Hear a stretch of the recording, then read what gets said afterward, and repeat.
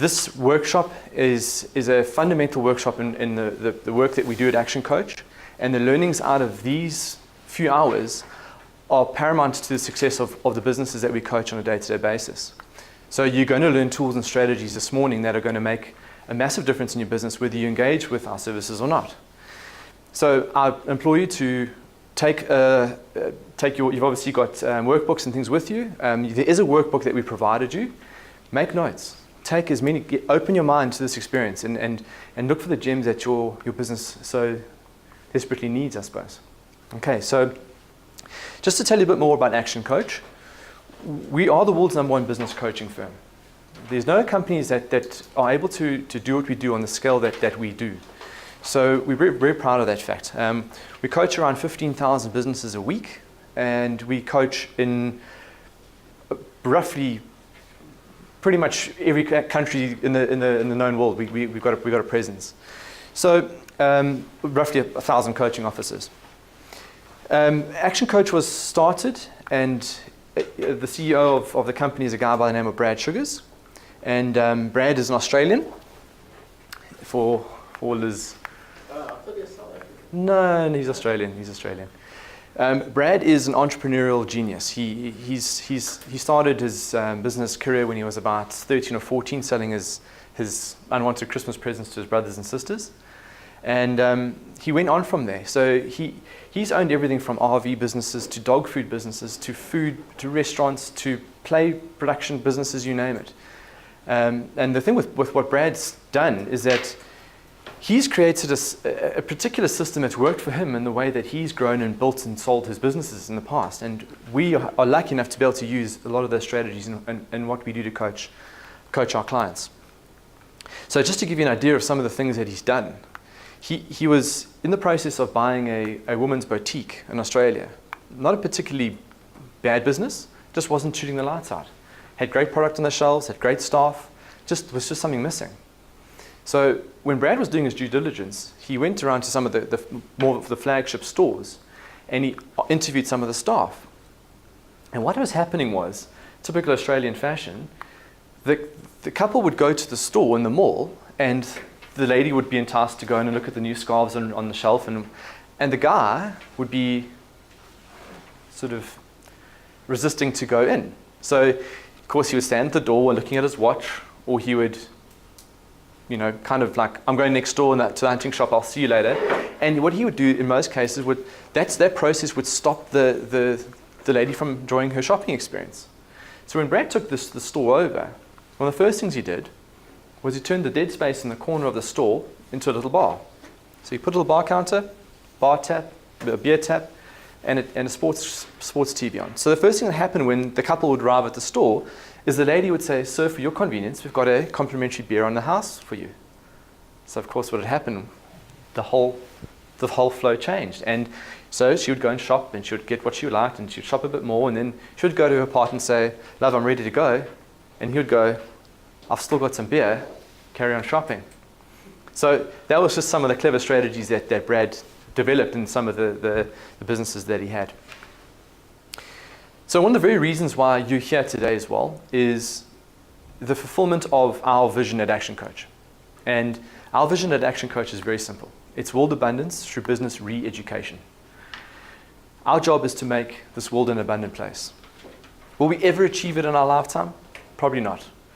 But is it a mission or is it a vision that we all as coaches are enrolled and inspired to achieve? 100% absolutely. So how we go about creating an abundant world is we have the skills and we have the tools to re-educate our business owners.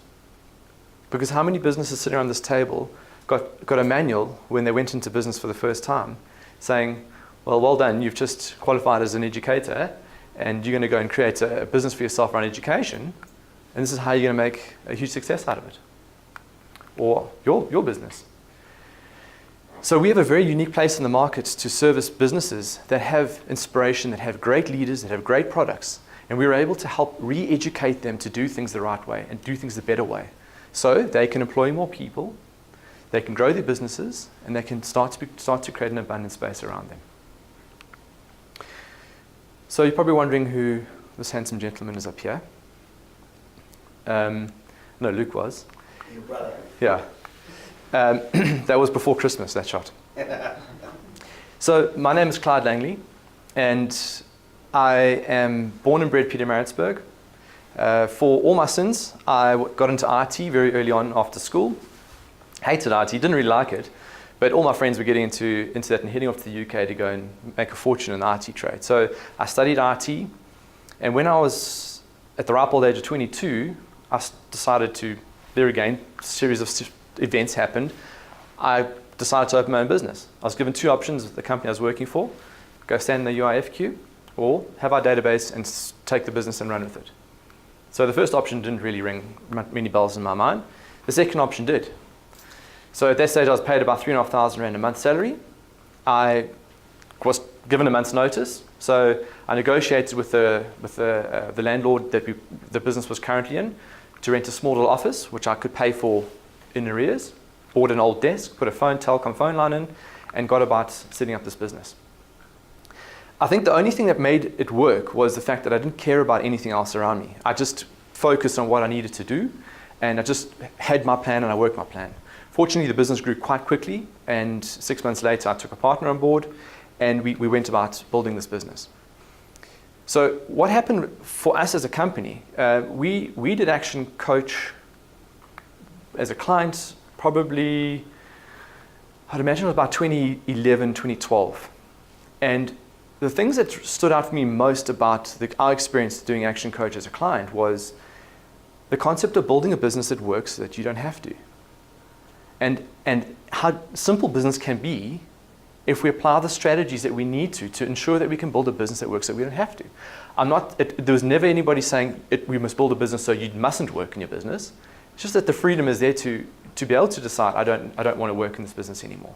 If we think about the reason why we why we got into business in the first place, was it to work sometimes 50, 60 hours a week, 80 hours a week, not have holidays, not spend time with the family? Is that the reason why we got into business in the first place? The answer is going to be no. So something's happened. We've created a little monster that we drag around with us. So those things started really resonating with me. And on the path thereafter, we started to construct the business around the team. And we started to build the team.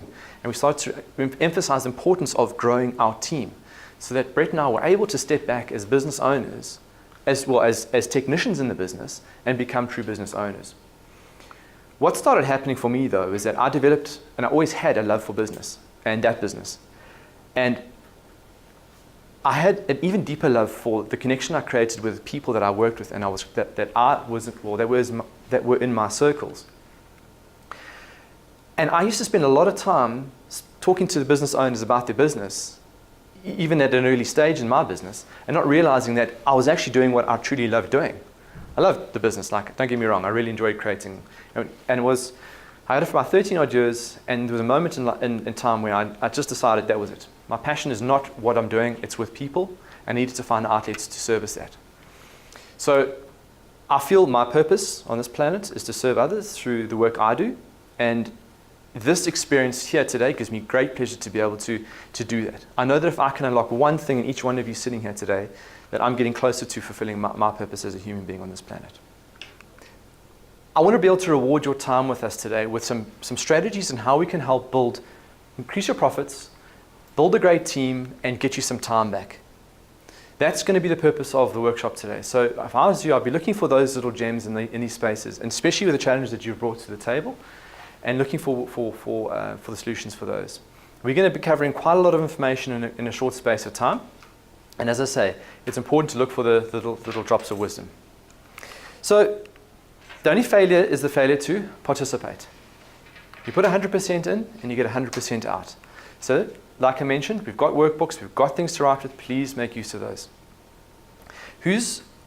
Obviously, a lot of us have got kids here. Have had kids? 9, 10 month olds, and they start walking and they get their head in front of a coffee table, not once, not twice, maybe 3 times in one half an hour period of time. Do they at every stage decide this is for the birds and I'm just going to give up trying to get myself to walk? They get up and they walk again, and they get up and they'll bang their head again. And the thing is with adults, and especially we find in the business space, is that we get those metaphorical experiences happen to us, and we just start to give in. And why? The thing is, we're just big children, aren't we? So it's to go back to that space again and look at your business, and hopefully a workshop like today will help refresh some of the enthusiasm and energy that you need to take your business to the next level. So we do fun around here. We do a lot of fun around here, mostly because of people like Luke Dillon, who keep us well entertained. But also, if we look at our businesses, if we're not having fun in our business, we shouldn't be doing what we're doing. So let's have some fun today. Let's keep this an interactive workshop. Share your stories, share your insights. Let's talk about things that are happening for you. And as I say, let's use this as a group coaching session. So one of the things, and I'll keep going back to it because it's that important. One of the things that we all have an experience around is what we call the BFO. It's the blinding flash of the obvious. Now, the blinding flash of the obvious is that bolt of lightning that hits us at the most inopportune time. It's generally in the car to Durban. It's on the toilets at 3 a.m. It's after a conversation with somebody, and we go, I must write that idea down. And do we write the idea down? No. And what happens to the idea? This little window of opportunity disappears, and we forget about our great idea. So we look for these in coaching sessions. I worked with a client of mine who produced beds. And if anybody knows, that industry is one industry where there were a lot of cheap bed manufacturers coming in. The prices were driven right down. So good producers of quality beds were finding it really difficult to stay afloat in the market. So we're having a conversation about this exact topic. And I said to my client, I said, just out of interest, what do the bed and breakfasts and lodges do with their beds? Surely there must be a huge turnaround in beds that come out of those industries. And he just sort of slumped back in his chair and he said, what happens if I make a bed and breakfast bed? And at that stage, we didn't have a name for it. He ended up calling the bed the lodge. But he created a line of beds. You have a soft bed, medium bed, and a hard bed.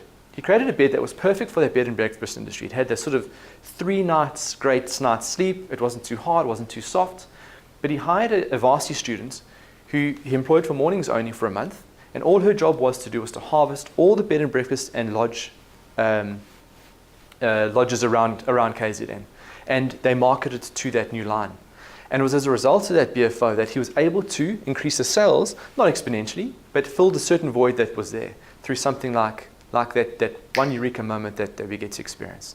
So look for them, they're really real. So just to get the most out of today's workshop and get the most out of the BFOs is to turn the phones off. So I see some phones on the desks. I know we're all waiting for that $1 million phone call. But if we're not waiting for that $1 million phone call, if you can just put your phone away, put your phone in your pocket so it's out of sight. Why do you think that's important? Focus. Okay. So if there is a phone that rings, we coach for a cause. At this stage, we're between coaching for a causes. So we'll donate 50 Rand to the SPCA for the first person whose phone rings.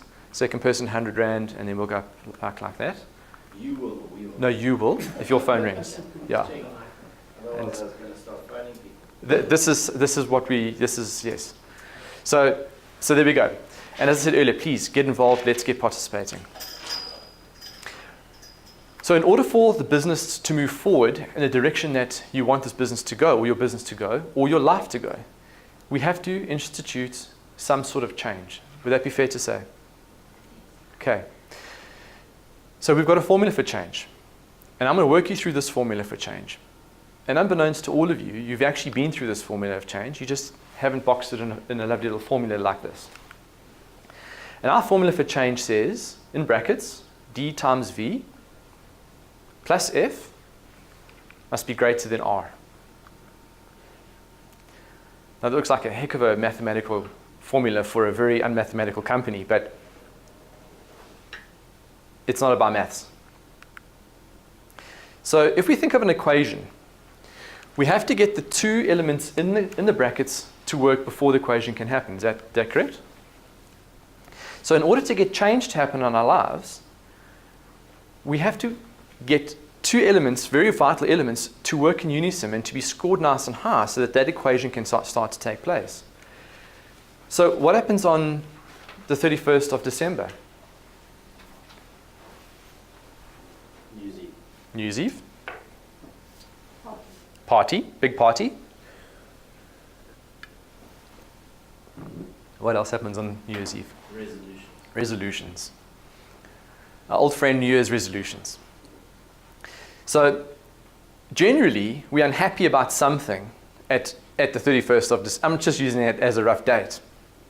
Generally, we're quite dissatisfied about something, and it's either our weight or our smoking or our fitness levels, or things just need to change. The problem is we're missing one element. We're missing the vision, or vice versa. We have the vision for wanting to lose weight or stop smoking or get fitter, but we're not dissatisfied where we're at. So who has smoked here and so do you still smoke? No, Okay. quit Okay, so 2 you years ago. okay, congratulations. Who else? You, okay. So think about your experience when you stopped smoking. There were two elements that you would have gone through very first and foremostly, and that would have been, I don't like this anymore.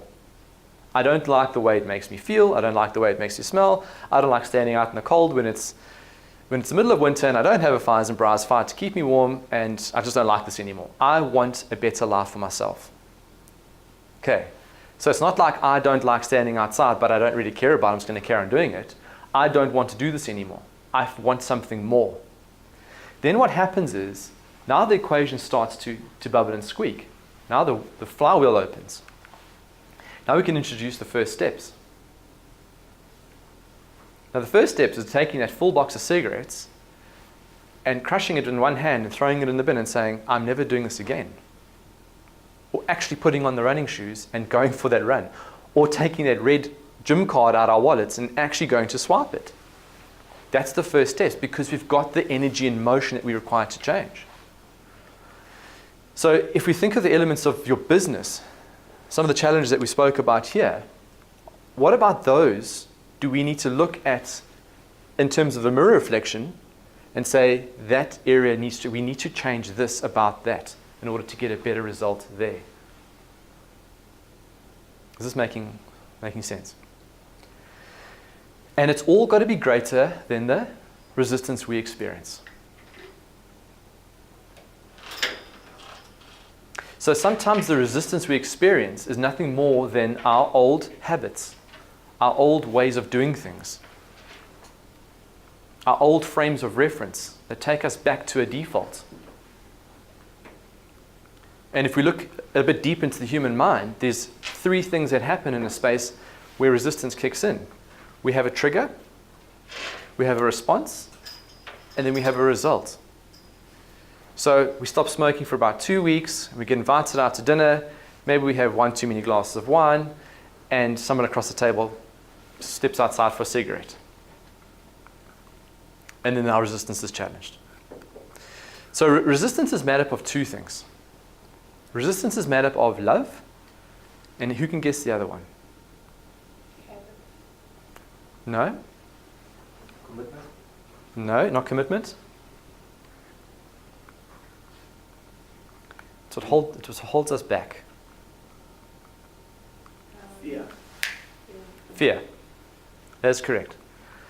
So fear is one of the biggest reasons why resistance holds us back. So what we look to do with this is develop the understanding of how we get the resistance to be weightless. And it's only through applying the principles and concepts of understanding why are you dissatisfied. What do you want more of? And how are we going to do this? Does that process create the weight that then lifts your resistance into weightlessness? So it's one of the concepts why New Year's resolutions don't work. We just don't have enough weight on the other side of the fulcrum that can hold resistance into oblivion. Any questions around this? Think of this in a sales process. When you're going to see a client, what are some of the conversations you should be having with the client around the formula for change? Well, tell me what you're currently unhappy about. what's not serving you in your life right now around the products that we can help you with? What's not working? Is your fire just too cold? Or for you pitching to a new client or taking on a new, tell me about what's not working for you right now, knowing very well that you have the solution for them. Well, did you know we could regulate our fires, and this and that, and blah, blah, blah, and the whole thing? So you're able to coach your prospect through the formula for change in a way that they understand that you are there to serve their needs. You have the first steps. You have a great product. Eloise will not falter on quality. So she knows, try my product. I'll give it to you just try it on this application. You won't be sorry. Or let's have a 30-day trial of your product and see how well this works. There's the first steps. And the resistance has got to be, how can this benefit me more than what I'm currently being benefited now? How can I make you feel better about making this decision? So it might be for you as well. If you're looking at a particular chain or a bigger opportunity, here's a free sample for a month. This will last you for a month, and it'll do X amount of rooms, and come back to me when you've experienced it. So what you do immediately is you put your weights on the other side of the fulcrum, so that the person has no reason not to want to use you. It's a very simple, practical process of how you can change your sales process into something that becomes about me to how I can serve you.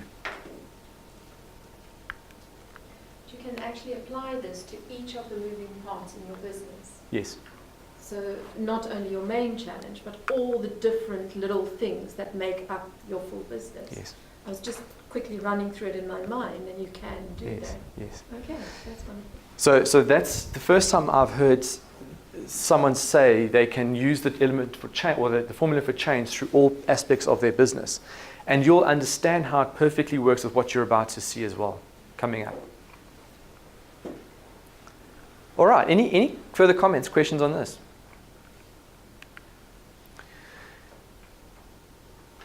Now, in order for change to happen, we also need to look a bit deeper. We need to look at life and ourselves and our business in perhaps a slightly different light. And one of the best ways to model this out is our identity iceberg. So the model of the identity iceberg is not necessarily, this is not an action coach model. This is a public domain model. It's used in different forms and has different references. For us specifically, why this is so important is that understanding that life gives us a line. And generally it's that line that's just below the tip of that iceberg. And what we see above that line is everything I see of everybody here. Everything you see of me. My actions, my decisions, and my behaviors are all reflected above that line. So look at the quality of actions, decisions, and behaviors you and your business are currently exhibiting at this present time. And the challenge is to identify those areas, not looking at them through rose-tinted glasses either, but to understand what quality of actions and quality of decisions and quality of behaviors are we currently exhibiting right now. Because then it's to go below the surface. Then we've got to look at the environment. So if we think of an environment for an iceberg, it needs to be not too hot, not too cold, just perfect. So it's the same with us. We've got to check the temperature of our environment, of our iceberg, of our business. And our environment is generally made up of 3 areas that keep a warm, conducive environment for us to grow as individuals and for us to grow in our businesses. The first area of environment is our physical. It's what do we reflect back? What is the look? What do people see when they see into our business? There's a lovely thing called a value proposition. You have to be able to look at your business and yourself from the outside looking in. How do you propose, or how do you put yourself out there in a way that you want to be seen back? So the physical is important. If I stood up here with flip-flops, baggy shorts, no shirt, a bow tie, and a top hat, would anybody want to take me seriously? No. If I arrived at Fires and Briars and an Aston Martin DB11, would I ask you guys any silly questions about what I'll be looking for? No, I'd be somebody that you would know exactly who to be dealing with and how to deal with. Or if I arrived as a business coach in a DB11, would you take me a little bit more seriously? I don't have one, by the way. I'd love one. So it is about the physical. Look at your business and say, what about the business visibility? Are we not quite there about yet? What could we improve on?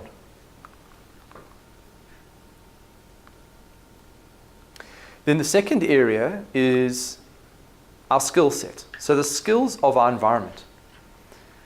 So as an individual, are we learning? Are we growing? Are we constantly spending time and effort and resources on nurturing and growing our skill set? Are we giving ourselves dedicated time to develop as a human being on a daily basis? Are we giving our team that time to develop on a daily basis? I own another business called Caffeine Digital, and we do digital marketing, social media, and that kind of thing. And their mandate is 1 hour a day, they are learning something new. They have access to a Udemy account, and they can watch and learn whatever they need to do, but they've got to give me an hour a day of learning something new. So why do I insist that? Well, in order for my business to grow, I need them to grow. And for them to grow, my business will grow. So it's a vital, critical essence of the environment that we're in. And there's a saying, if you want to earn more, you've got to learn more. The next area is the people we associate with. So the people we associate with become critical to our success. They also become critical to our non-success. So it's looking for people that will give us a pat on the back as opposed to talk about us behind our back. It's people that will support us. It's people that will nurture us. It's people that will guide us and push us just the right kind of pressure forward, because they've got your best interests at heart. One of the reasons why this coaching process works so well is it's because exactly that idea is that we got your back. We're there to help you, push you through the tough decisions that you need to be making. So once we have our environment nice and tempered, we then start looking at the core of the iceberg. So if we think of what part of the iceberg sank the Titanic, which part sank the Titanic? The hidden part. It was that big mass underneath that sank the Titanic.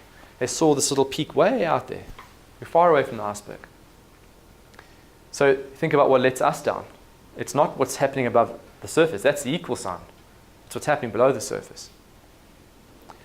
So when we start to look at our identity, who are we? What is our business's core purpose? What are we about? What do we want to be seen as? What impact do we want to be known for? What does our identity look like? How do we structure our identity in a way that we mean something, we mean business? What are our core values? What are the things that mean the most to us as a business and as a human being? Remember, values are virtually intrinsically defaulted into us. It's very difficult for us to change our values. Very difficult to change our values. Values get instilled early on in life, and we grow into adulthood based on the values that we get taught from our parents and teachers and peers. Then it's about our beliefs. So what are our core beliefs? What do we believe in? Now, the beliefs are easy. They're a lot easier to change than the values. If we think of these last elections we had, how the political swing, or how the political pendulum swung. People no longer believed in what they thought was the belief system that they held true for themselves, and they jumped political ships. We see it all over the place in spaces like this. America has just gone through the same thing. People no longer believed in a one way of, they wanted to try something new. So they were able to change what they believed in. Now, your business also needs to have a set of self-beliefs. It needs to also have a belief system of its own that your staff can enroll and inspire around. And then lastly, it is the skill set in you. It's growing your skills. It's developing your business's skills. One of the regrets I had in my past life was that we never spent enough time pushing our team to grow as individuals. Our technicians were there to perform a job, and we all understood what that mandate was, and they got about doing that. It didn't serve the business. So obviously hindsight's an incredible tool, and this is something we coach a lot around at Action Coach, is grow your team, nurture your team, support your team. So I'll bring this all to an example. Let's take a imaginary person called Sam. Sam works at Macro. Sam's 22 years old. Sam comes from a broken home. Sam's mom works 3 jobs. Sam doesn't know where his dad is, and he supports the household to the extent. He's got brothers and sisters and all over the show, and not a really nice group of friends. What Sam does is he drives the forklift, and he packs the shelves all day, every day. That's his job. Sam leaves Macro one afternoon on a Friday after work, and as he's leaving, he sees $50 lying on the floor. Picks this 50 Rand up, goes to the College Road tea room, buys a box of cigarettes, and puts the change into the Powerball machine, just because. Sees a queue, feeling lucky, puts the money into the Powerball machine. Sam wakes up on Sunday morning with a huge hangover, and he's 55 million Rand richer.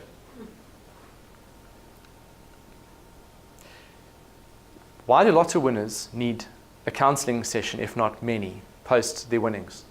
Why do lotto winners, in most cases, end up worse than they were before they won their lotto after 3 to 5 years?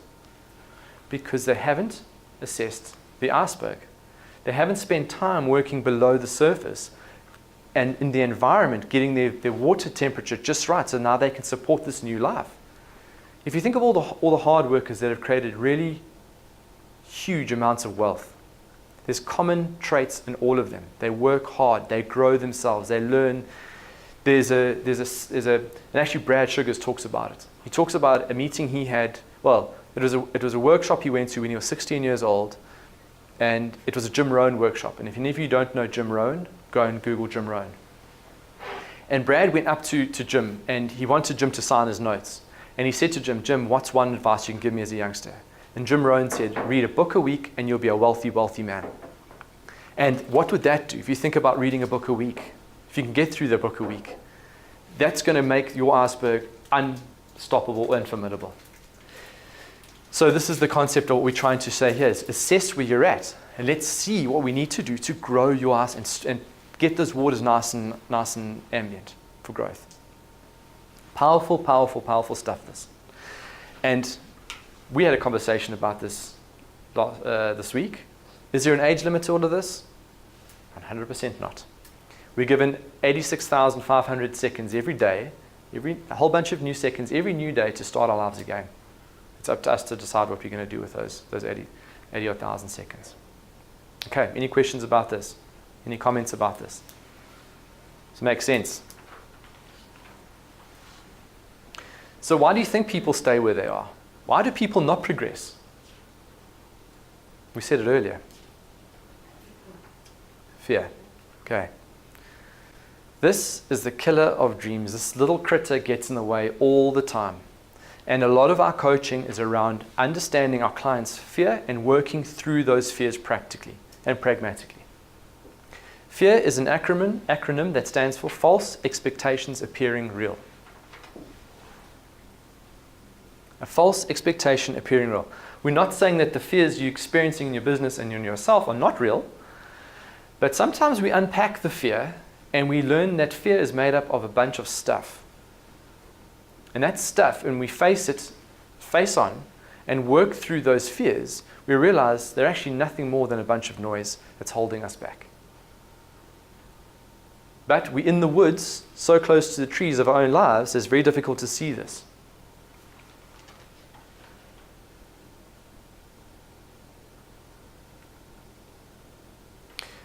And how we work around the fear is we roll out another formula we have. It's a very simple formula.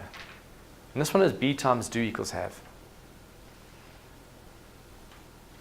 It's one of the most simplest, most powerful formulas in existence. Some people say do times B equals have.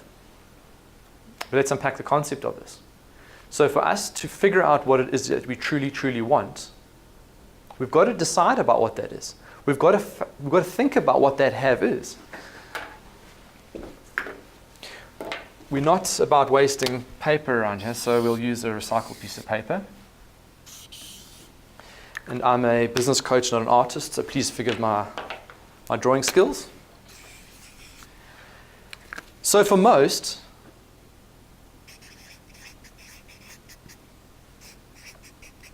the have or the vision is that misty topped mountain. So who's been to the Berg and stood at the foot of the mountains and looked up and seen a beautiful range of mountains, but there's this thick band of mist across the top of it. It's a bit like understanding what it is that we truly want out of our lives, right? Because we go, well, I'd like a nice this and I like that, and we're not really clear about it. We can see the pathway.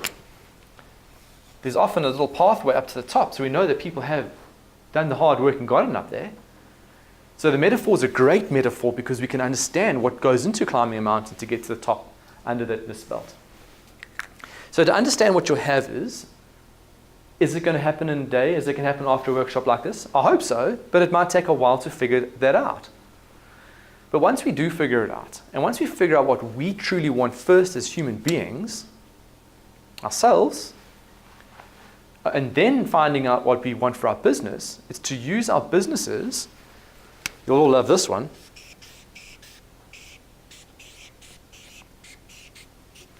As the vehicle to get ourselves up the hill.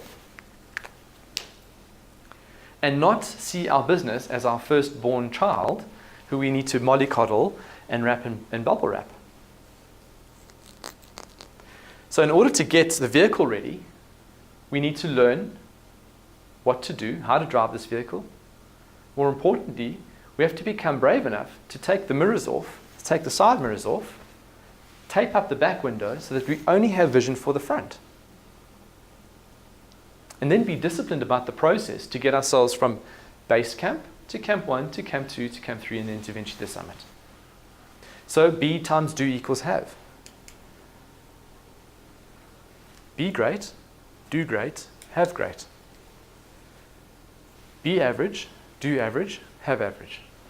It kind of feels like hammer to the chest in some cases, but this is the start of something new. I want everybody to walk away from this experience with something new. And if it's one thing, it's around what is it you truly, truly want. Because I can tell you now, the business stuff actually becomes easy. It's about being disciplined.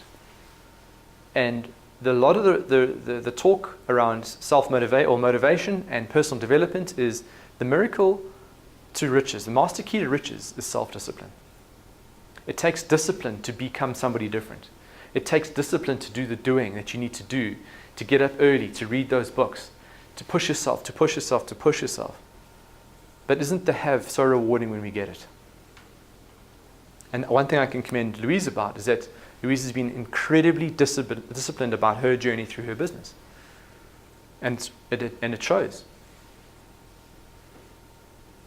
So discipline is about doing the things that we need to do, whether we want to do them or not.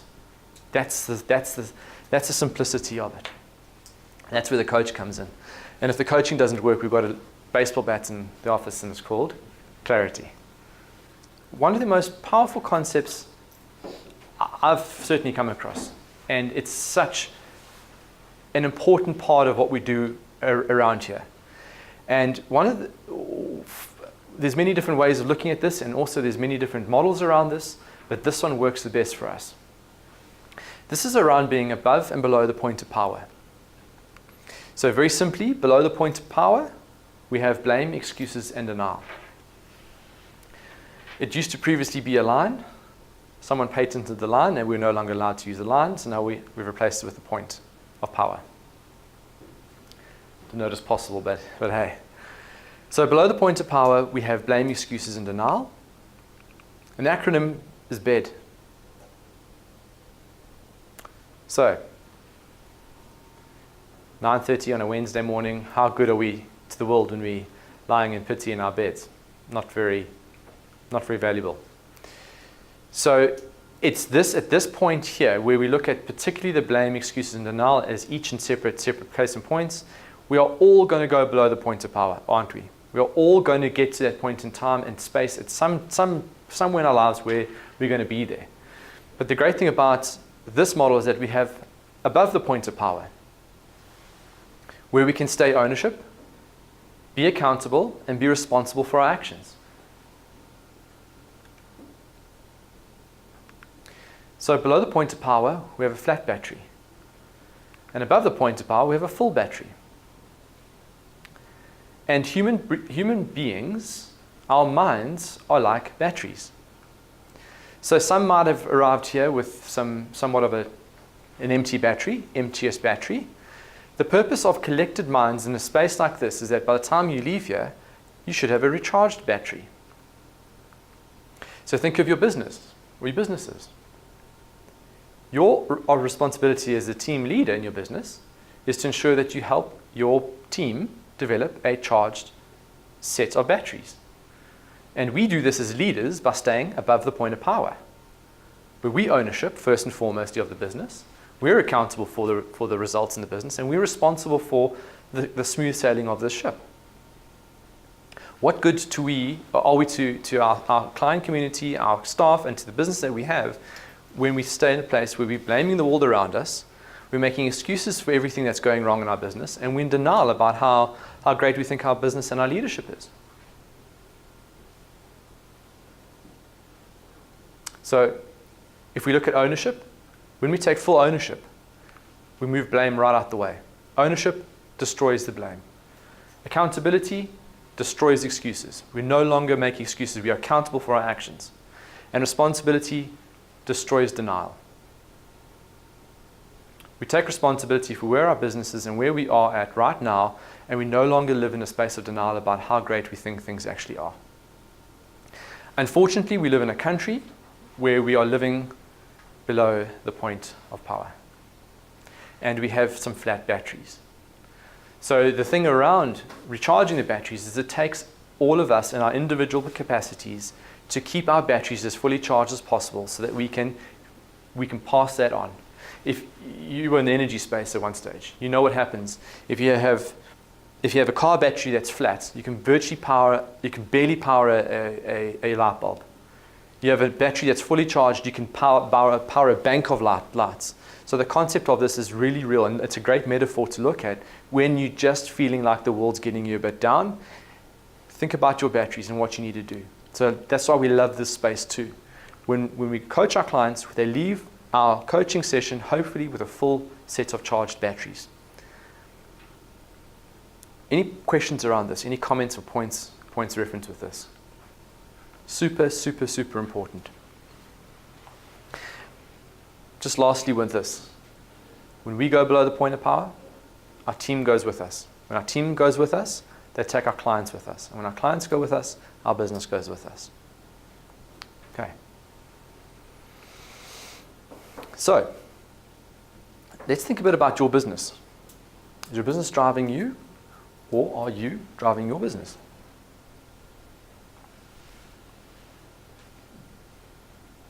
Critical question to ask. Because if your business is driving you, the best you're ever going to have is a job. It's at this point where we kind of like pay myself a market-related salary and, go to work like every other employee in my business and do what I do in the business just like everybody else. So we end up having jobs that we just happen to pay ourselves a salary with. And what we're going to learn today is to say, okay, well, that's fine for now, but how are we going to get out of that space so we own our lives back? And we no longer have this big monster we drag around with us called our business. So our acronym for job is just over broke. How many wealthy employees do you know? How many wealthy business owners do you know?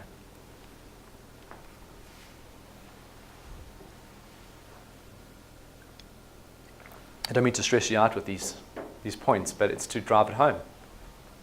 Why are you in business? What do you think is the number one reason for business failure? People. Definitely. People, yeah. What else? I would say our commitment to them. Commitment, dedication. Our commitment. Hello, would you guys like a tea or coffee break? Are you good? How are we all? Definitely. Definitely. Okay, let's finish this. Definitely call it, definitely coffee Uh, break. Okay, give us 2 minutes. 2 minutes, we'll be done in 2 Come on minutes. when you're ready. I'm ready. That's Okay, great, thank you. Okay, so you see commitment, lack of commitment, Lack of dedication. lack of, understanding. lack of dedication, lack of understanding, Lack of vision. lack of vision, Knowing where to lack go. of support. lack of support, lack of all of those things. They are the equal sign, or it could be the other way around. We just need to figure it out.